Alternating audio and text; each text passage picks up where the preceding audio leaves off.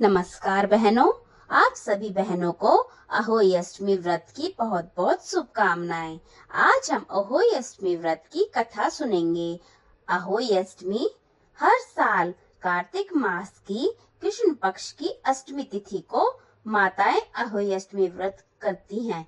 यह व्रत संतान की दीर्घ आयु, सुख और समृद्धि के लिए किया जाता है। कहते हैं, जो माता इस व्रत को श्रद्धा और भक्ति से करती है, उसके घर में हमेशा खुशियां बनी रहती हैं और उसके बच्चे सदा स्वस्थ और सफल होते हैं। चलिए सुनते हैं अहोई अष्टमी व्रत की कथा। बहुत समय पहले एक नगर में एक साहूकार रहता था। उसकी 7 बहुएं और 7 बेटे थे। सभी बहुत ही खुशहाल जीवन जी रहे थे। कार्तिक मास की अहोई अष्टमी आई।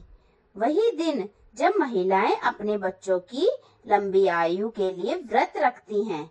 उस दिन साहूकार की छोटी बहू ने कहा, मैं भी अहोई माता का व्रत करूंगी ताकि मैं बच्चों को सुख संपत्ति मिले।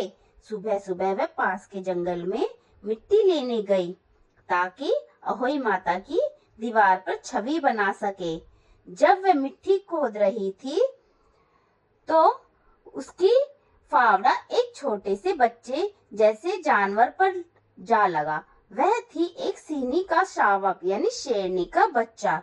वह तुरंत डर गई और घर लौट आई। लेकिन सिंही ने जब अपने पति बच्चे के पास लौटी तो उसे मृत पाया। वह रोने लगी और क्रोधित होकर बोली, जिस स्त्री ने मेरे बच्चे की जान ली है, उसके घर कभी संतान नहीं रहेगी। समय बीतता गया। उस साहूकार की छोटी बहू के जो भी बच्चा जन्म लेता, वह कुछ ही दिन में चल बसते। घर में दुख का माहौल छा गया।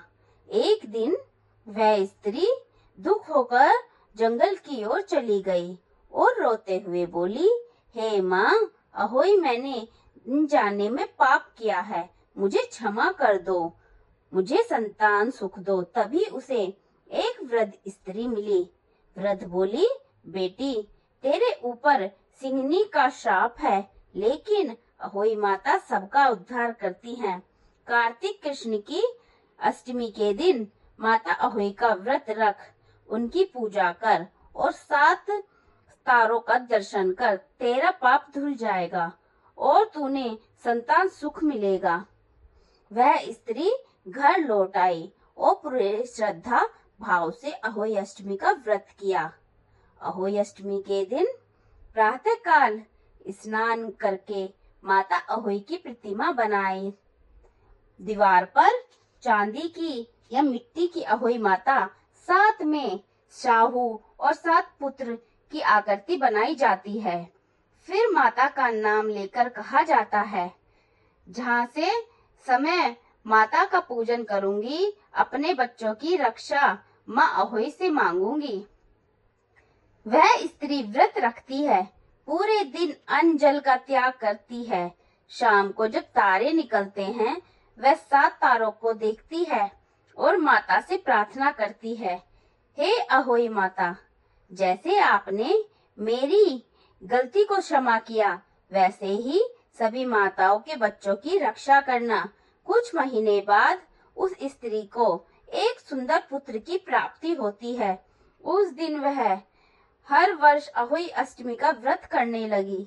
धीरे धीरे उसके घर में सुख शांति लौट आई और वह अपने व्रत की कथा सुनाकर अन्य माताओं को भी व्रत करने की कहने लगी।